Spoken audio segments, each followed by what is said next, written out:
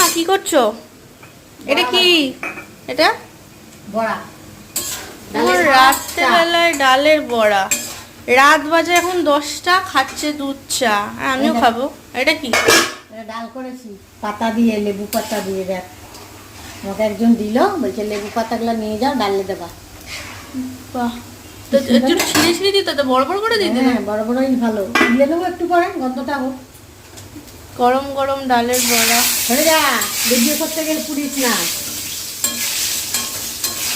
গরম গরম এই বৃষ্টি বাদলের দিনে বড়া আর চা কত ভালো লাগে। তারপর খেয়ে অম্বল করো, আরো ভালো লাগবে। গ্যাসের ওষুধ আছে কি করতে? যখনই দেখবি একটু অম্বল হয়েছে, গ্যাসের ওষুধ খেয়ে নিবি।